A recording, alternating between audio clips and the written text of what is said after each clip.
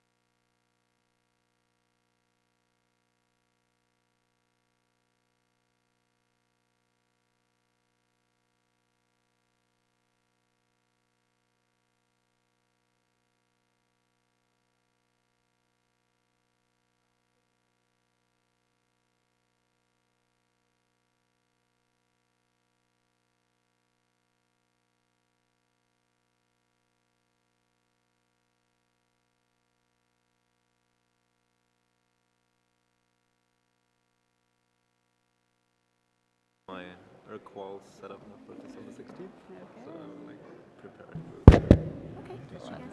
Yeah, but it's fun. Good morning, everybody. So we'll go ahead and get going.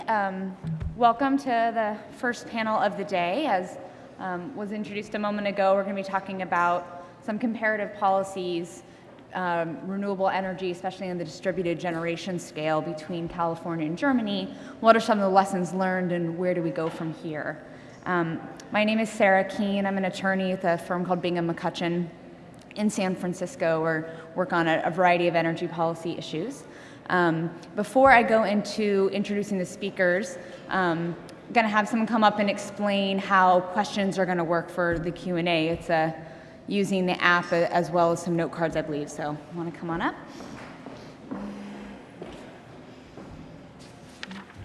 Thank you. So this is the first panel for which we're doing this. We're trying two things. The first is those of you who have downloaded the app can input questions as a status update and just select the symposium and then this panel as the place to put questions. If that doesn't work, or if it's too hard, or if you don't have the app, we have a volunteer walking around with note cards and pens. I'll then collect the cards and sort through them and give questions to the moderator and the speakers. Thanks. Okay, so I'll do more detailed introductions as we hit each speaker, but very briefly, David Nelson on our far left is with the Climate Policy Initiative. Yo Seal is at Lawrence Berkeley National Labs and the Energy and Resources Group here on campus. Sarah Kamens is with the California Public Utilities Commission, and Michael Mealing to my immediate left is with the Ecological Institute. And David is going to kick us off. He's the Senior Director at the Climate Policy Initiative in San Francisco, where he manages the Global Research Program. And before joining CPI, David worked as an investor and strategic advisor to numerous energy and utility companies and their regulators across 5 different continents, and he lived in and worked on these issues in Europe for over 20 years before returning here to California a few years ago. He has served as the head of equity investments research for the global energy, commodity, and utility sectors at AllianceBernstein, and was a consultant for the Boston Consulting Group, Arthur D. Little, and Putnam Hayes and Bartlett. David earned his BS in mechanical engineering here at Cal, and also has an MBA from the Wharton School at the University of Pennsylvania. David. All right. Thank you, Sarah. And just very quickly, for those of you who don't know, the Climate Policy Initiative, we're a think tank that's dedicated to analyzing the effectiveness of policies that have been related to climate change. And we are a global think tank. We have offices in San Francisco, but also in Europe, India, Indonesia, China, Brazil, and we actually have a program done on Mozambique as well.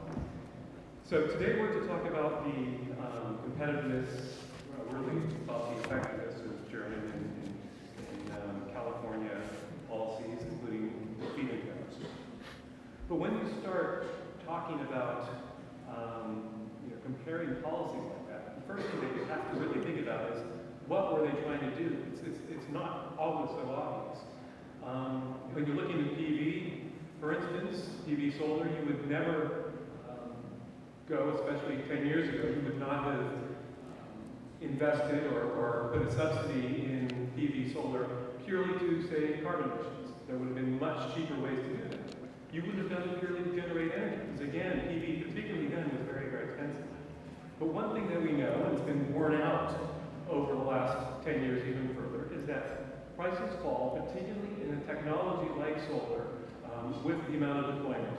That is, that learning by doing, but also things like economies of scale and such, really help you drive the costs down. And so one of the objectives could be, or was, in order to help lower the cost of something like PV solar. In fact, with PV solar, a lot of research points to the fact that solar modules, they fall in price about 15 or costs. And we will get to, maybe in this panel, that is the difference between costs and price. If you observe prices, what costs can change as the margins fluctuate. And in the current market, where you're actually seeing a lot of oversupply, prices may have fallen faster than costs. But that's something I want to hold out there for that. But anyway, what you can see from the history of PV is that the modules have fallen 15 to 25% for every doubling of production on a global scale.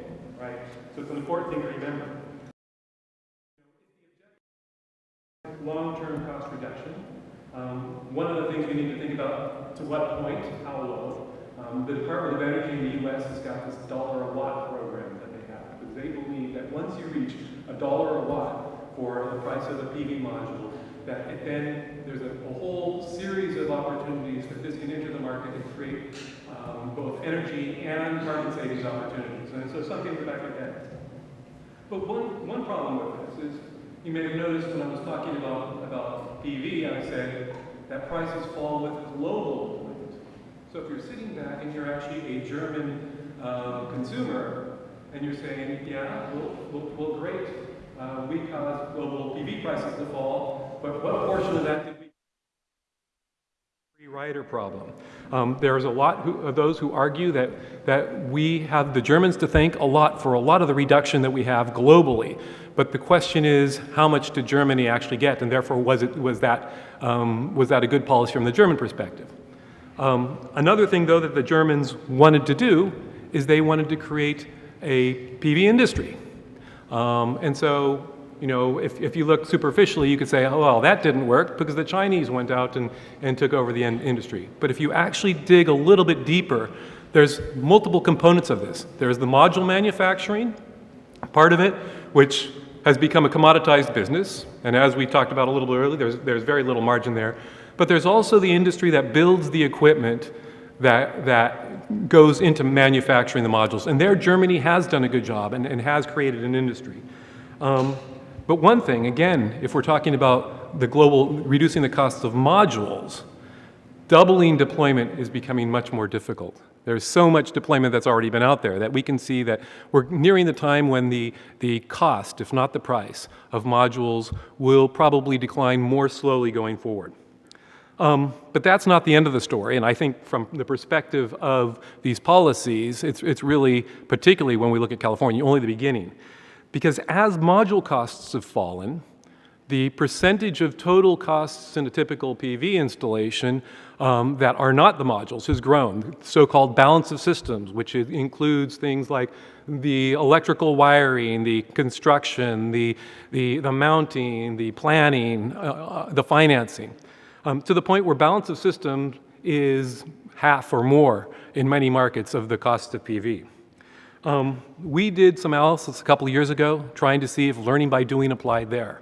And the data isn't very good. So we have nothing that we can statistically, from a perspective, robustly say, well, we definitely see a pattern.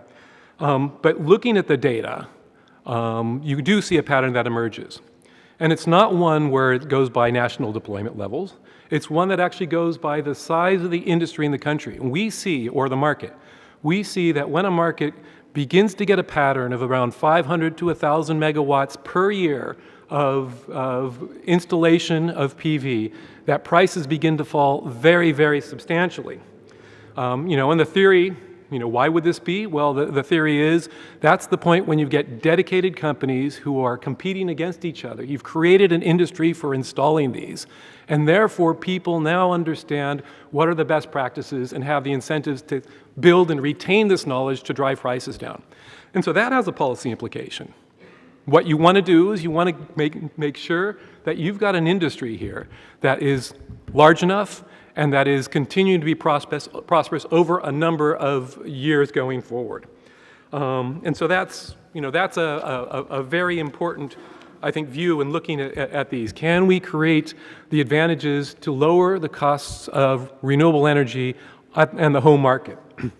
But even that's not the end of the story, because in order to make the policy sustainable and economic, or economically and politically sustainable, you have to make sure that people are willing to see this policy out for the longer term so these companies can invest in these new opportunities. And there's two ways that things can go wrong. First of all, as we see, prices or costs of modules are falling. So if you don't set the policy correctly, you can create the opportunity for excess profits, for somebody getting rich. Now, the economists among us can say, well, switching economics rents doesn't matter from an economic efficiency perspective, but it sure has political consequences. And when people see somebody getting rich off of this, they know that the policy will not be stable, and therefore it creates all sorts of risks. The second way that it can go wrong is that it can begin to have a significant impact on either budgets or electricity rates. And you can see the retroactive tariff cuts that they had in Spain was a lot to do with the fact that they had 10 times as much uptake of some of the incentives, and therefore 10 times the budgetary impact. And in a time of austerity, they felt that they had to cut the programs and cut the tariffs because it had been too successful. And so again, if you have a policy that becomes too successful, too fast, because the incentives are too big, you could have ratepayers in Germany, in the UK, there are lots of complaints. In the UK, it's in the news all the time. Oh, electricity prices, energy prices are too high. It must be all the green tariffs that we have involved that are pushing it up. And that's the argument that's being made. And so you need to make sure that you've got both you don't get excess profits and you don't have the budgetary consequences. Otherwise, the businesses will say, this isn't going to last. And so there are solutions. And I think a lot of the interesting things about the comparison between Germany and California is that both of them pursued solutions to eliminate or to reduce these two problems. You can have either set quantities and say we will only allow 300 or 500 megawatts to be installed at this tariff, or you can have price adjustments that go down over time. These also have problems. And this is where the art of policymaking comes. If you have set quantities, you have dangers for start-stop, where everybody rushes to get part of the tranche before it expires, and then you have very inefficient development of these projects. And you see this with the expiration of the PTC in the US for wind. In one case, we looked at an Italian PV project, and we found out that because the deadline was looming, they had to take 4 different manufacturers of solar panels, and that the costs of the project were more than twice as high as it should have been because of this start-stop. So you have to worry about this. And in both cases, in Germany and in California, as you've come to the endpoints, you've seen a sudden acceleration of people trying to get projects done. So that's inefficient. Also, if you cut too fast, you kill the industry. And we talked about this needs to be a steady industry. And if you go back and you say, oh, well, we'll decide on the data at the day how much we should cut, you raise anxiety amongst the businesses and you increase their cost of capital. You make it more expensive for them to do businesses. So none of this is easy. And finally, I'll wrap up my remarks by saying all of these policies, they exist they exist in a rich ecosystem of policy, of national and local policies around it. In Germany, you have high energy taxes, which has a very big impact. Your cost of electricity is high, so it makes it more attractive to invest in distributed generation. In California, you have tiered rates. So if you have a big house, you pay a lot of electricity, and so it becomes more attractive for the people who are the biggest consumers to invest. It also has problems to do with as we see with the recent legislation, if these high-tiered rates, these large consumers are actually subsidizing or having a bit of a cross-subsidy for your base consumers, and you hollow out that market, how do you actually readjust tariffs? And that's a question. In fact, it's a question that comes a lot in places like Mexico, where industrial customers have been installing a lot of renewable energy in order to avoid the subsidization that they're forced to pay, the high energy rates to subsidize households.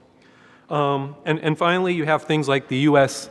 tax credit system, which is a very important economic point in any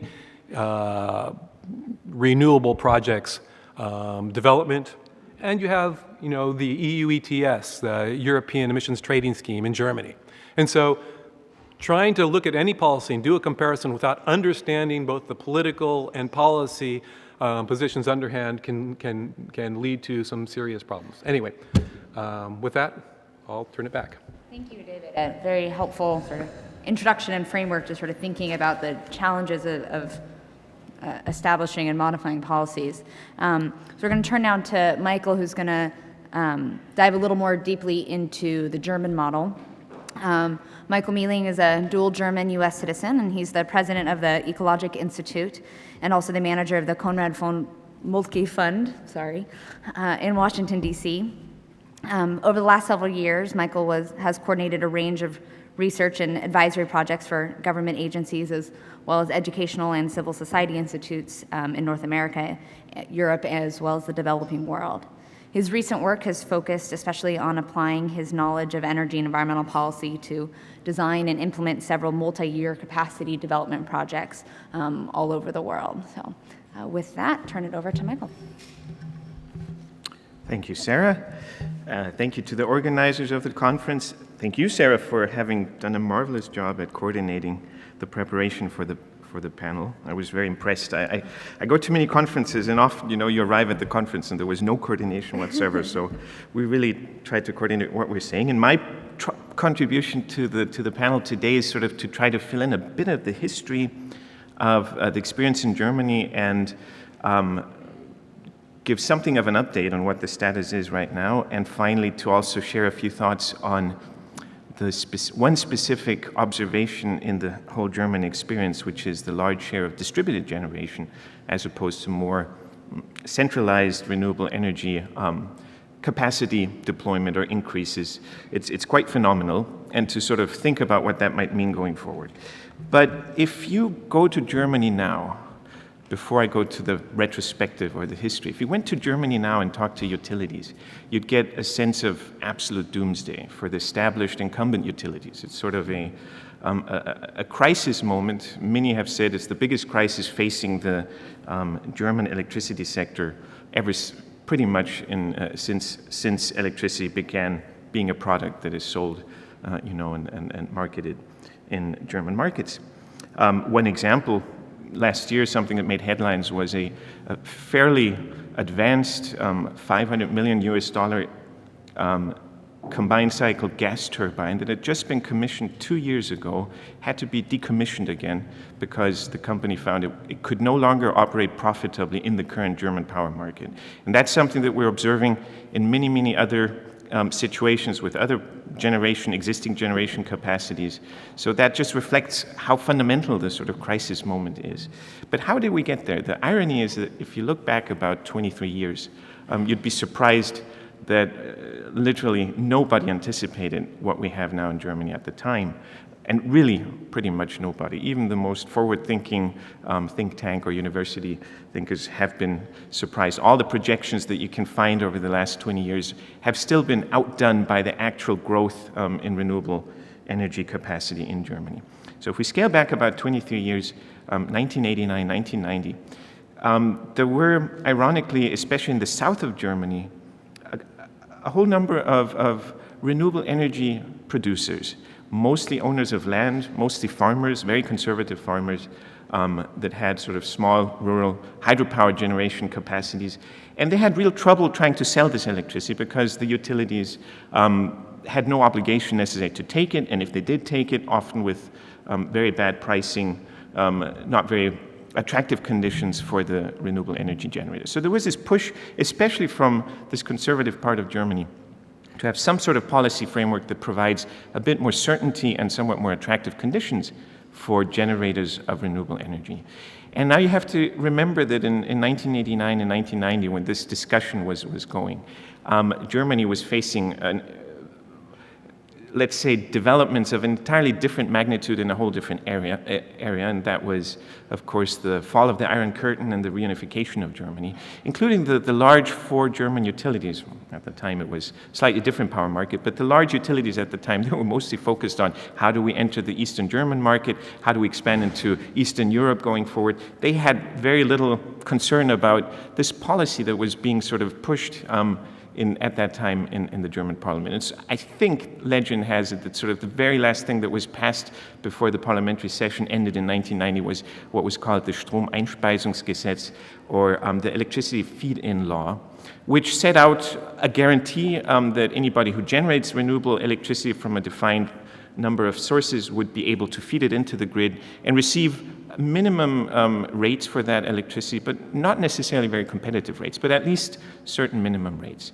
And that's how this policy of feed-in tariff took hold in Germany. Now, the model was by no means a German invention. It's actually something that had been developed early here in the United States, but that was the first time it found real application in Germany as a matter of law.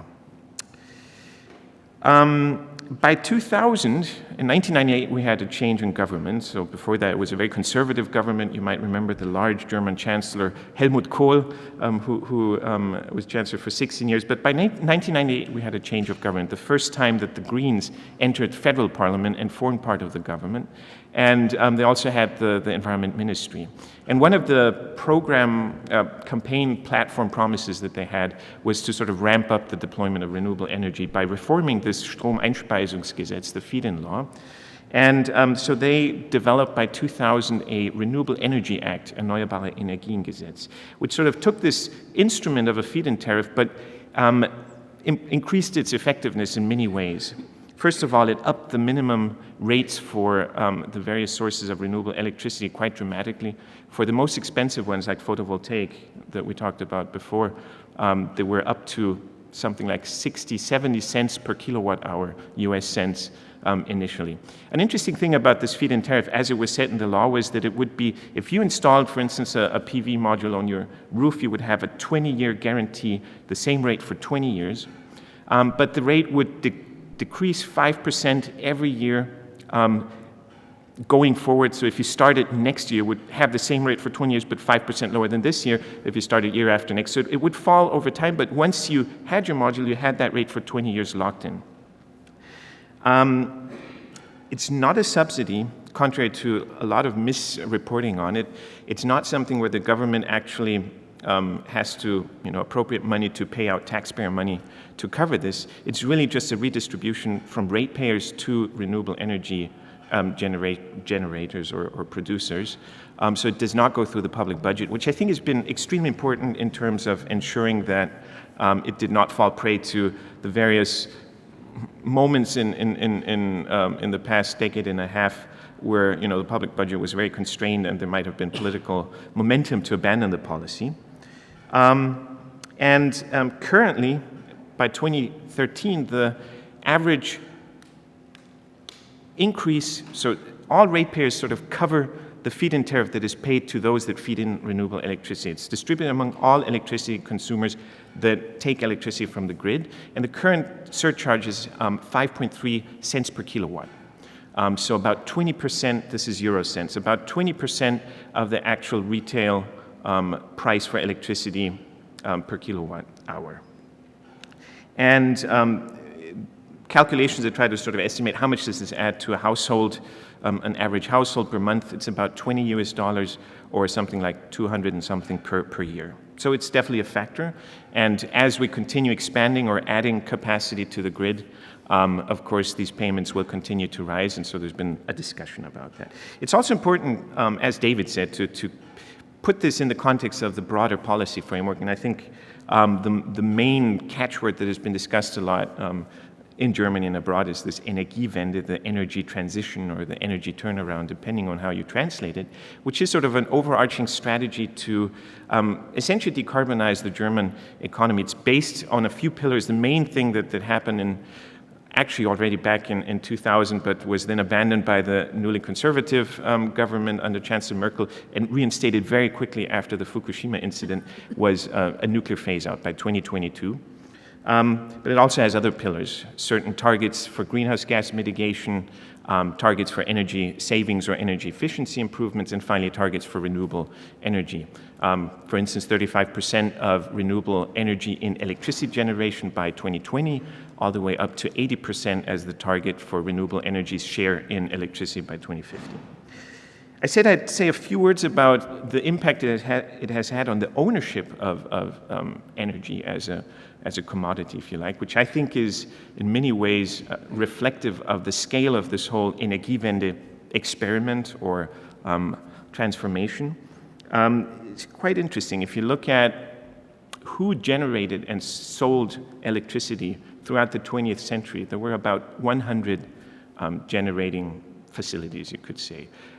Large ones, about 3 to 4 very large ones, and then a number of municipal or regional scale Stadtwerke, so municipal utilities, but only about 100. If you looked at the number of facilities that generate electricity now, you're over 100,000. So you can see what a huge change in terms of the structure of electricity generation has taken place.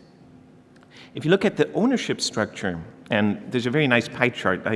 I would have had it on, but for a while we thought we wouldn't do any PowerPoints. But if you look at a pie chart of the ownership of renewable energy or renewable electricity generation capacity, you'll see that the big four utilities, which dominated electricity generation throughout the past decades, only own about 6 to 7% of renewable electricity generation capacity. More than 50% is in ownership of individuals, farmers and individuals.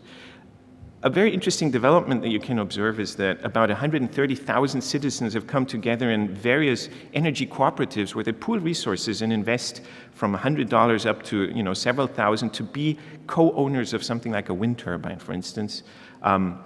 Just drive through any part of Germany, especially in the south, and you will quickly see that this is not just an abstract figure. Every town, every village will have several roofs covered with photovoltaic modules. Farmers especially, who have seen this as a very useful tool to invest surplus capital, have covered entire barns, large barns, have covered fields partly with photovoltaic panels. So that the ownership structure is dramatically different from what we had just a few years and decades ago. And also a nice and interesting feature is there's a growing number of municipalities or communities who are entirely energy autonomous. Early pioneers like Wilpolsried or Feldheim actually have made it sort of into a tourist attraction.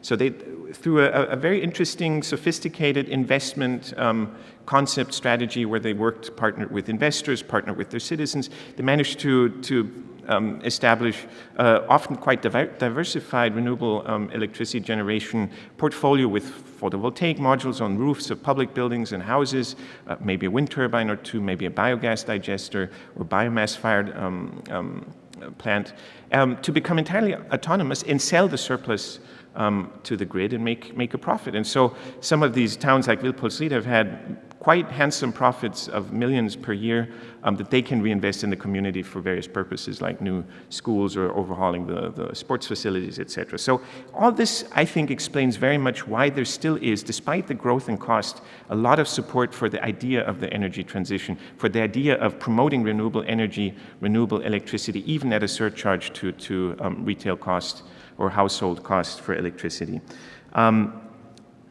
And that brings me back to what I think is, in many ways, an absolute revolution that is making not only utilities in Germany quite nervous, but all over the world. Edison Electric Institute published a report a few months ago that literally paints sort of the future on the wall for utilities unless they're able to adapt or avoid a similar phenomenon from taking place in the US, that it's simply eroding the market share and the business model of incumbent electricity generators in the US and in other countries. Thank you. Thank you. Why don't you go ahead and get set up? So our next speaker, Joachim or Yosil, he's a PhD student here at ERG, the Energy and Resources Group, and is also a researcher in the Electricity Markets and Policy Group at Lawrence Berkeley National Lab. His research focuses on the integration of high levels of renewable energy sources into the electric grid, and especially on aspects of electricity market design and utility business models. Quite appropriate for this panel, he's especially interested in international comparative studies and the deduction of best practices from those studies. He already holds 2 masters here from Cal, from ERG as well as from the Golden School of Public Policy, and he completed his undergraduate studies at the International Jacobs University in Germany. Thank you, Sarah, and thank you so much to have an opportunity to talk to you here. This is a great panel. All the involved speakers are really experts on their subject matter. And it's really fun for me too, because being German, coming here, always having been interested in renewable energy, it's really nice to have this conversation here at Cal and a student organization such as BERC hosting this wonderful conference. So thank you very much for the invitation. What I would like to talk about in the next 5 to 10 minutes is talking a little bit more about prices and incentives, which guide ultimately the investment decisions and thus the capacity build out and the overall dynamics in the renewable energy sector. And so I want to focus in particular on residential photovoltaic systems. And I want to start off with a comparison of system prices between Germany and the United States. And the reason why I talk about prices is that I want to contextualize the overall debate a little bit. Overall, Germany has not the fortunate solar resources as we enjoy them here in California. In general, Germany has similar installation rates to Alaska or northern Washington state. So it's not a whole lot. And in order to make photovoltaic electricity somewhat competitive in the market or giving it any kind of real viability in the ultimate market, you need to lower capacity costs in order to really get a product which can compete with others ultimately. That's the hope. And so what we have here is a chart. The blue line are capacity prices on a per watt basis for residential PV systems in the United States overall. And the red line underneath is the price line for Germany. And you can see that German systems are substantially cheaper. You pay nearly half the price for a PV system in Germany in comparison to the United States. And it's roughly the same material, the same modules, the same screws, similar inverters, but instead of investing $20,000 to $25,000 into your 5 kilowatt PV system on your rooftop, you only pay about $10,000 or $12,000. And of course, this then makes it, on the one hand, much easier for people to gather those funds and invest it into it, and at the same time, it helps to overcome the solar resource hurdle which we have in Germany. And so what's interesting here is that big differences are not anymore, as we said already previously, on the hardware components. I mean, there are some challenges going ahead with that. We want to make PV cells more efficient in the energy conversion. And we want to innovate there a little bit more, but really big opportunities here in the United States are in the non-hardware cost, or the so-called soft cost realm, where you can really drive down prices much more. And that has something to do with high customer acquisition costs, which we see here in the United States, just because the overall model of PV policies make it a little bit more difficult for residential customers to really understand the true value of solar and to have long-term investment certainty that they get the original money which they invested into their PV system back. Here in California, we have the net metering policy where you offset your own electricity consumption and or electricity consumption prices with the generated PV generation. And these rates, though, are inherently fluctual. fluctuating. And so over a lifetime of a PV system, which lasts 20 to 30 years, nobody can really predict what the price for residential electricity might be in 15 years or 20 years. And so it's really difficult for you to tell what return you will then have from your original investment, especially if we talk about restructuring of the current electricity prices with the tiered rates which we have here in California. So what does that mean now? If we have here different installation rates, I'm from Hamburg. Hamburg is the least sunny spot in Germany. We only get around 100 kilowatt hours per square meter per year. Munich is in the south. It has like 1,200 kilowatt hours per square meter, whereas Los Angeles has nearly twice that amount, 1,800 kilowatt hours per square meter a year or so. And so if you take a PV system, and I look here at prices which we have had in both markets in the fourth quarter of 2012, we see that in Germany, over the lifetime of the PV system, the associated levelized cost of electricity would be 15 cents. In Munich, because it has higher installation resources, it is 30 cents. In the United States, in Los Angeles, even though the resources are that much better, because system prices are still much higher, you end up roughly at similar levels of the levelized cost of electricity. So we have an investment tax credit, which is 30% of the original investment in the United States. So that takes off 4 cents. So the effective rate at the moment is around 11 cents a kilowatt hour, what you generate here. But if we would be able to reduce US PV system prices to similar level as they have already been achieved in other parts in the world, in Germany, for example, we would be able to take down the levelized cost of electricity to 8 cents, or if we would maintain the current incentive structure here in the United States with investment tax credit, even to 6 cents a kilowatt hour. And that would change the overall picture dramatically. It is on par with wholesale coal power prices, and it would really just change the overall dynamics in the electricity enormously.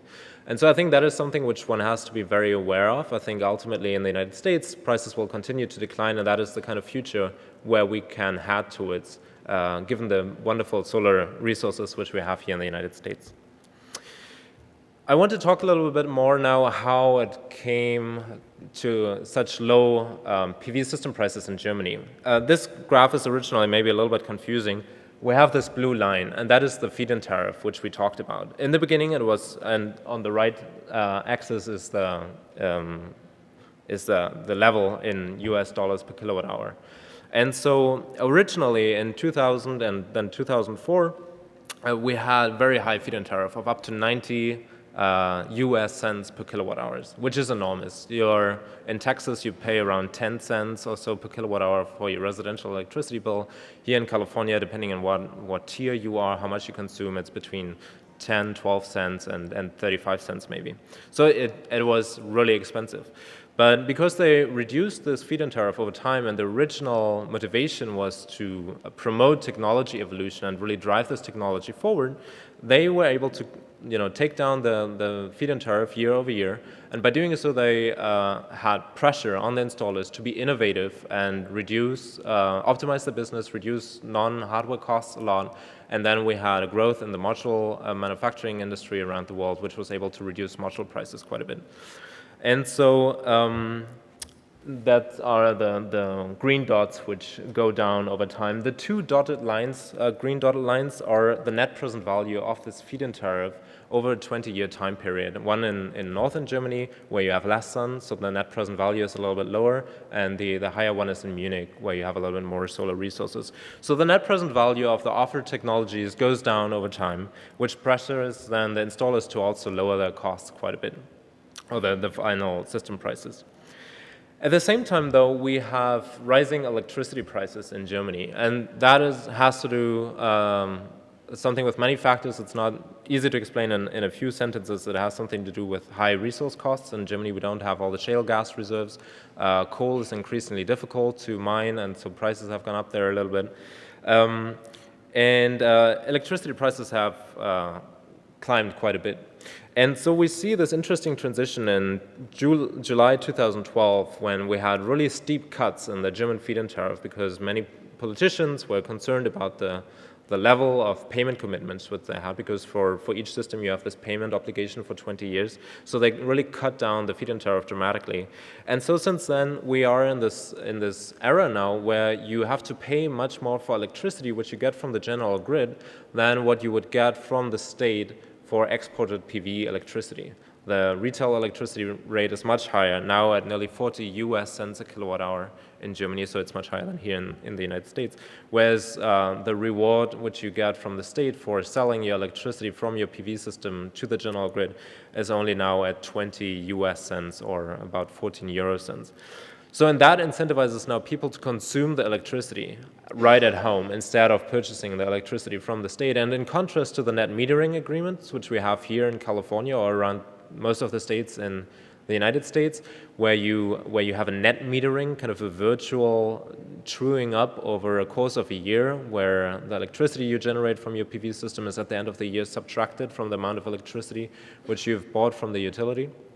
In Germany, that has to happen on an instantaneous basis, and it has to happen in your own household. And so that now causes German installers or households to really think about what is the new value proposition now of PV. And there are new subsidy programs for batteries, which then enable customers to store some of the PV system electricity and use it then later for household consumption. And that really changes the overall dynamics, because a lot of the concern which we've had here in the United States and also in Germany is overall grid stability, of course. Solar resources are fluctuating, and so that brings great promise looking ahead. I want to finish up this introduction with this graph, which is the rising electricity prices in Germany. We hear a lot in the world press that the German energy transition is heading towards a pretty difficult state. The electricity prices are rising so much, it's all the fault of renewables. And what this graph highlights is that the renewable electricity surcharge, although it has been rising, it's the green part there, is still a very small part of the overall electricity price. Most of the components of the electricity price is the value-added tax and a special electricity tax and a bunch of surcharges for local counties. And the renewable energy surcharge itself it's difficult to, it's not a very good indicator for the true costs of renewable electricity, because it is the difference of the electricity which is sold on a wholesale market to the payment obligation which you have to the feed-in tariff consumers. And as more renewables come into the market, you have this merit order effect where the supply curve is shifted out and wholesale prices sink, which then increases the difference cost to the original payment obligations. And it has a lot to do to whom you distribute these costs, and that is, I think, the interesting question going ahead in Germany. How much are industry consumers obligated to pay into this fund? And it's really this distribution question of costs, which we face here in California a lot at the moment with a new NEM rate discussions, and that is really the core of the discussion which we'll have in Germany now going ahead. We just had a federal election in Germany. At the moment there are negotiations for a new coalition between either the Conservatives and the Greens or the Conservatives and the Social Democrats. Social Democrats are traditionally more coal-friendly with a union background, and it's really, Germany is at this interesting pivotal point at the moment where really the new energy policy will be shaped for the next 4 years. Probably in the next 2 weeks or so we'll have more clarity where things are headed. But I think this is really the interesting discussion which is to be had both here in California and in Germany. Thank you.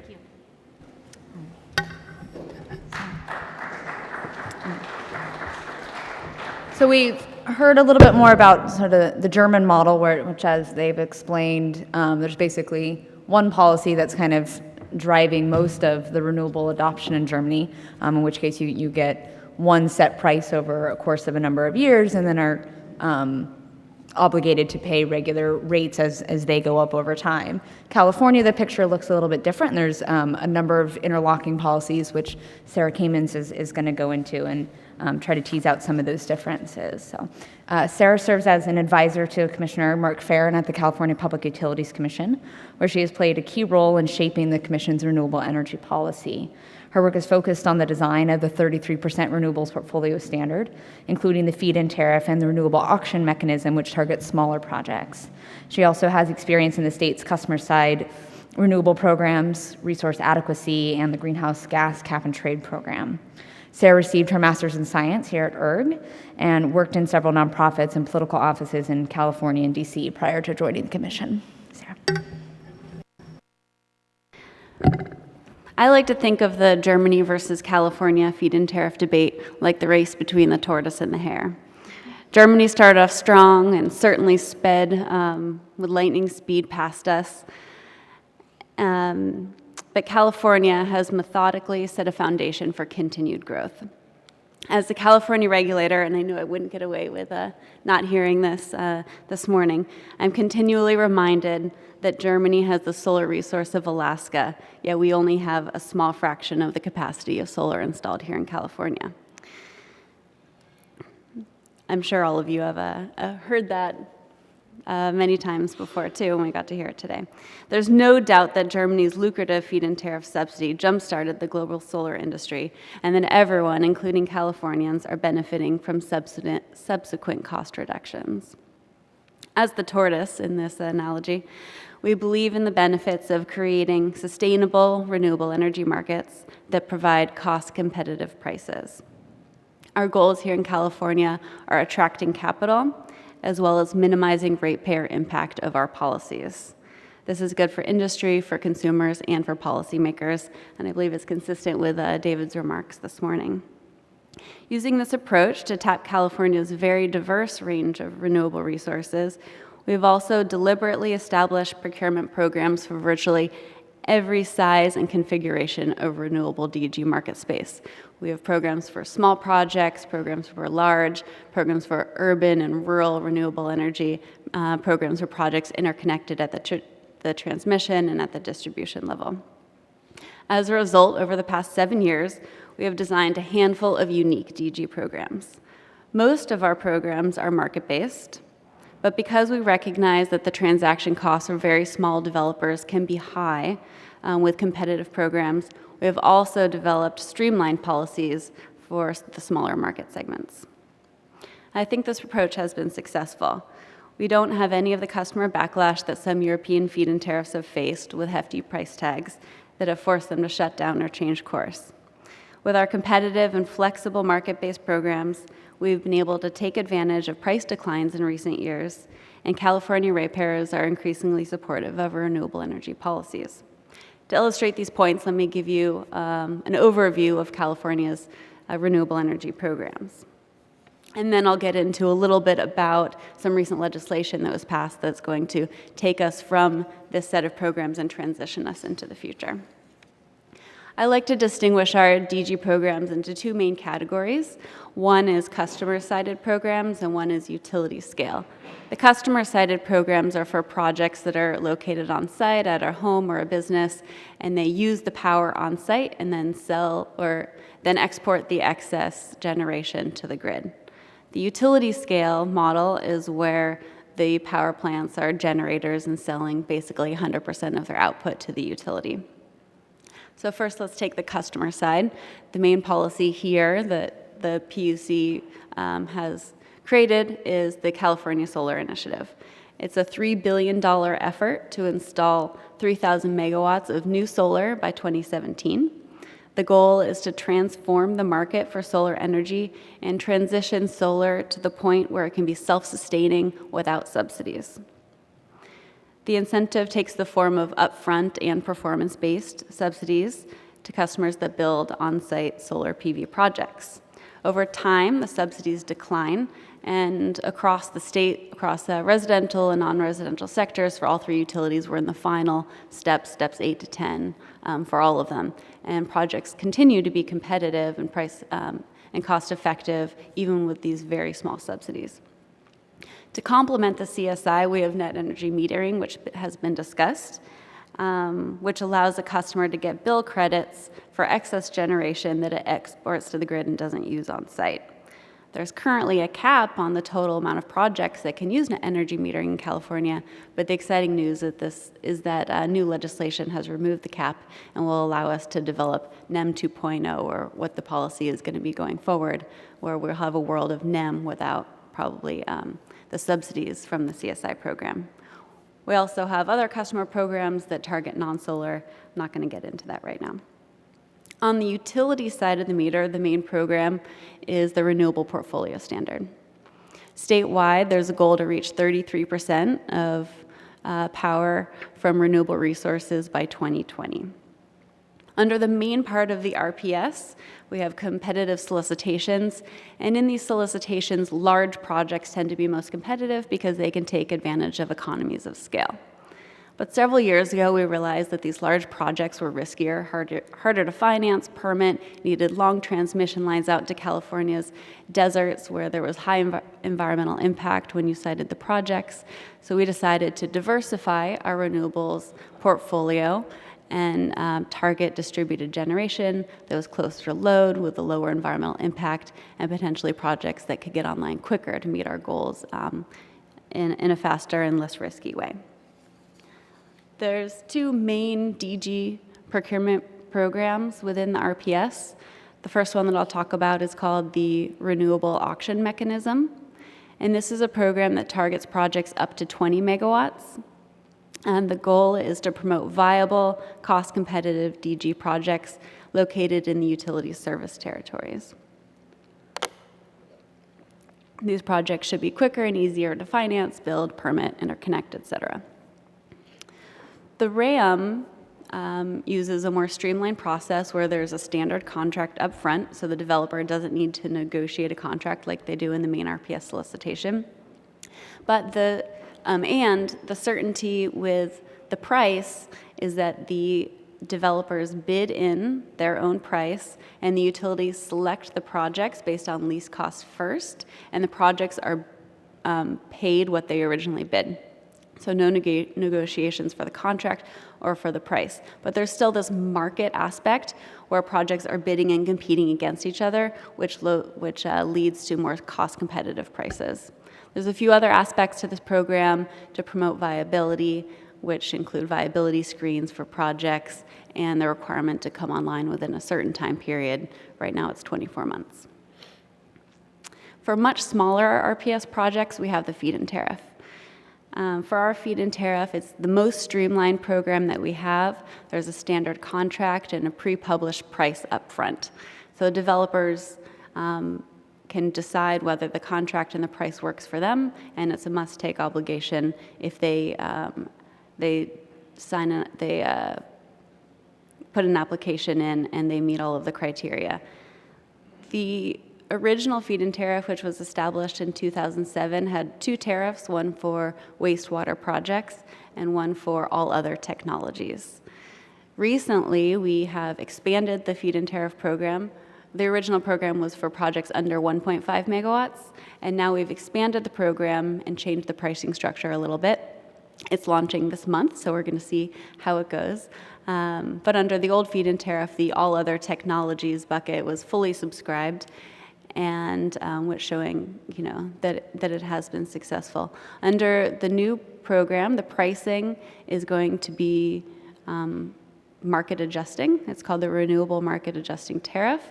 And so instead of pricing the feed-in tariff based on the price of a natural gas power plant, which it used to be, it will be based on the avoided cost of renewables.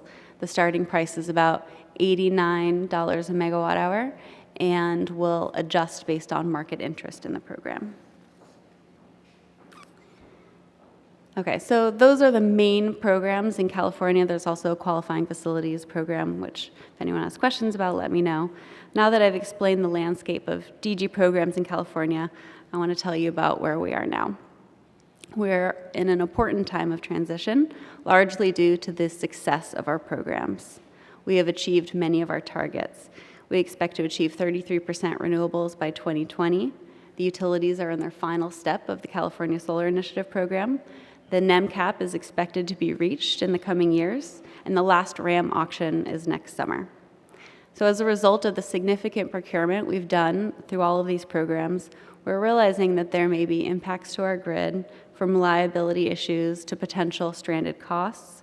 And utilities, as has been talked about, fear that there may be threats to their business model. And further, developers are worried that there may be no more demand for their products since our targets are largely met. So we will soon be revisiting the need for and the design of these DG programs. On the customer side, recently signed legislation, Assembly Bill 327, removes the cap on energy metering, allowing the PUC to design the next iteration of NEM for customer generation. On the utility side, the same bill makes 33% a floor rather than a ceiling, which means the PUC can decide whether we want to go above and beyond 33% and what types of programs we're going to use to go over 33%. So we can transition from simply achieving legislatively mandated targets to assessing how renewables fit into the bigger picture. We can, for example, use RAM and FIT to target needs for local generation. For example, with the San Onofre nuclear generating station being out, we could use programs so that DG takes the place of the nuclear power rather than more dirty options. We can also evaluate how various renewable resources contribute to grid reliability rather than simply being blamed for creating problems due to their intermittency. Lastly, this bill that I was talking about, AB 327, directs the PUC to reform our rate structure. This is important because rate design will certainly impact the incentives for customer distributed generation, and doing new rate design will allow us to mitigate any concerns about cost shifting that might be occurring as a result of net energy metering. So I envision the PUC implementing the next generation of DG programs with the same priorities in mind that we had from the beginning: attracting capital, encouraging competitive prices and preventing rate shock, ensuring grid reliability, and being leaders in sustainable long-term policies that help us to achieve our climate goals. Since we have established a very strong foundation with a number of policies that attract and have promoted the various DG segments in California to create mature and competitive markets that can easily scale up, I hope that this will enable continued growth with our next iteration of DG policies. Alex, since we got started late, are we ending on time, or are we going to, okay. So in that case, I'm just going to address one question to the panel, and then we'll take some of the questions that you guys have submitted. Thank you. And I'll ask for very brief, responses so that we can get to some of these other questions. But the concept of cost shifting has come up in a number of your guys' presentations, and so kind of question is, to what extent should we be concerned about that? And to the extent we are concerned, what are the best policies to address that? And what I'm thinking about when I'm saying cost shifting is, if you have someone who installs a PV system on their house, they've now reduced the prices that they're paying, but the larger system, the larger distribution and transmission systems still need maintaining. There's still all these extra costs more than just the exact sale or purchase of energy, and there's at least public perception that some of those costs are now being borne disproportionately by non-adopters. So to what extent is that a concern, and if so, what are the best strategies to address that? You want to go first? Okay. Interestingly, in the long term, this becomes a really significant issue. If you actually look at what, for instance, the Rocky Mountain Institute is proposing, they say that you can actually get stronger incentives for energy efficiency if most houses become net zero. If you get good storage, if we can bring down the cost of storage, and you begin to have a lot of residences that basically are self-serving across 24 hours around the clock rather than net metering, you begin to question, well, do we need a distribution network, at least for the household network, and can we save all of that money? And this doesn't happen gradually. It builds up to a point where at some point the amount of houses or the amount of load that you have that's being served by distributed generation begins to burden the costs of those remaining on the system more and more until it becomes not only financially unstable, but from some of the work we've seen, might even become electrically unstable if you have, let's say, 40% of the load in a certain area that is actually served, of the houses are net metered. And actually Pacific Northwest Labs, I've talked to them about it, and I think they've done some work on this. I'm not sure it's published, but I've had some discussions. In the shorter term, what it's doing is really exposing some of the inefficiencies that have been made for laudable policy reasons, but exposing some of the efficiencies around the way tariffs are set for public policy goals. And I think the Mexican case, going back to the Mexican case where you have a lot of industrial customers who are building large amounts of distributed, or actually some of it's even 100 megawatt, but distributed generation to avoid the cross subsidy they have. When you look at the actual cost of those systems, because of the way they've had to been designed to fit within that structure, they are not by any stretch of the imagination the most cost-effective or efficient renewable projects to be built. They are the ones that are being built reflective of the policy in place. And so I think there is a lot that needs to be done in terms of, as renewable distributed generation becomes more important, rationalizing the overall tariff system, on one hand to make sure that the best DG systems get built most cost effectively, but also in some ways we cannot impose a lot of risks on those people that have already built them, because you can't retroactively say, you built this on this economic case, and now we're going to change the tariffs so that your economic case is no longer valid, because that in itself, as we've seen what's happened with the retroactive tariff cuts in Spain and what they've done is basically hollowed out capital markets across Europe in terms of your ability to invest, because people are demanding higher returns because of the risks. So you've got a real balance here. You've got to maintain your commitment to the people that have invested previously, and then you've got to and then you've got to make sure that you rationalize the tariffs to continue the incentives to build renewable energy and to build the most effective and efficient renewable energy out there. Sarah, do you have any thoughts on the California side? Sure. There's been a lot of discussion about whether a net energy metering policy is resulting in cost shifts. E3, a consultant, did a study recently, a draft study that was commissioned for us, basically, and it looked at the cost shift from NEM from a couple different angles.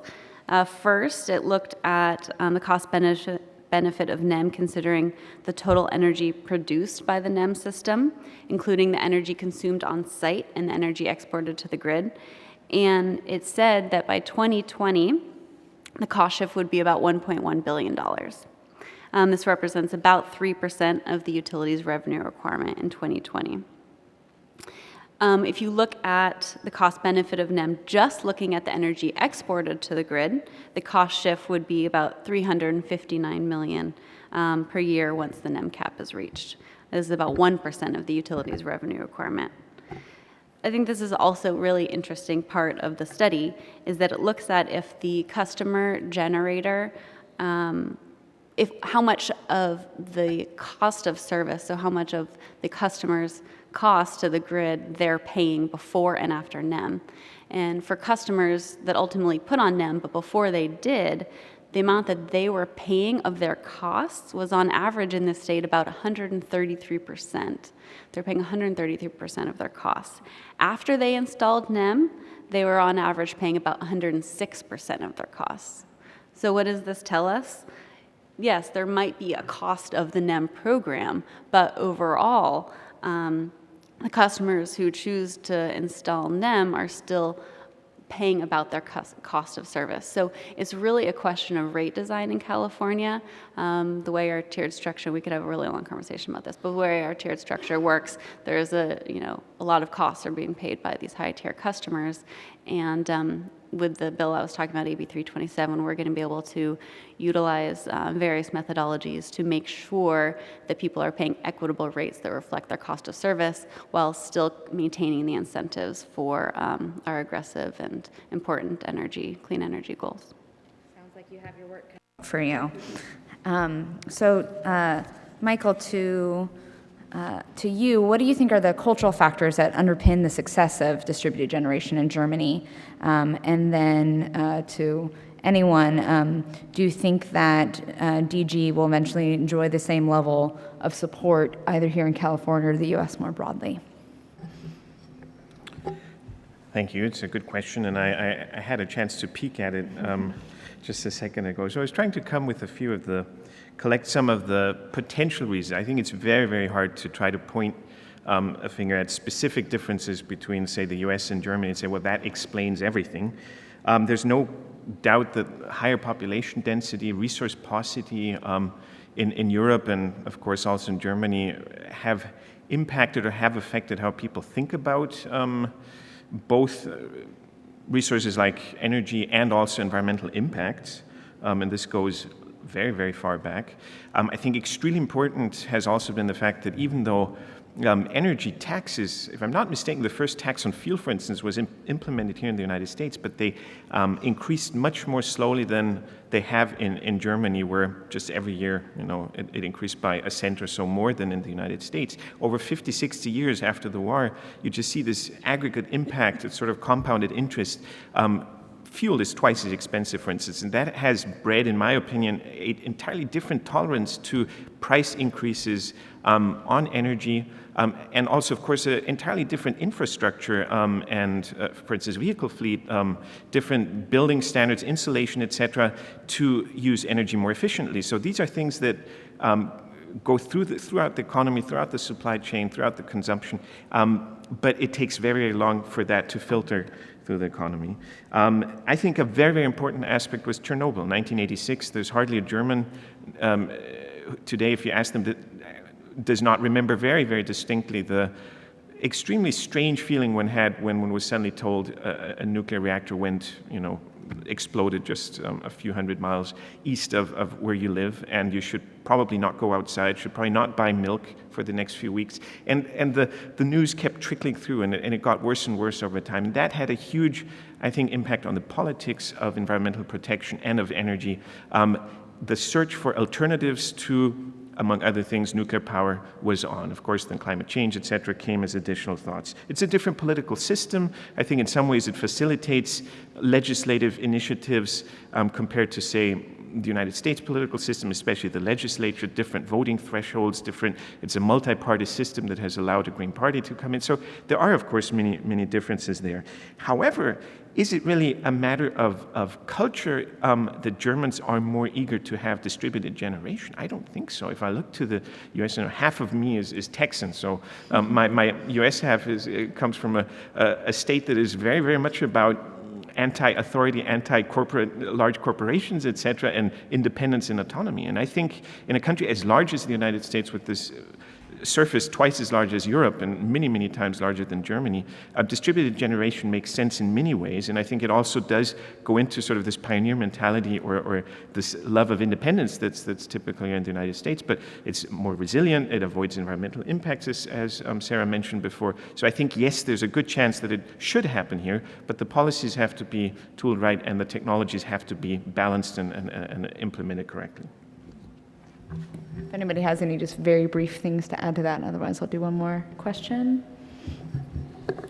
Yeah, maybe just real quick. Of course, the overall political situation here in the United States is very different in terms of national energy policy, which we don't really, we have it in the solar case with the investment tax credit and accelerated depreciation for large utility scale products. But other than that, it's really just within each state and there between the utility commissions and the legislative chambers. So it's really difficult. I think the comparison Germany to the United States may not be the most accurate, but maybe Germany to individual states.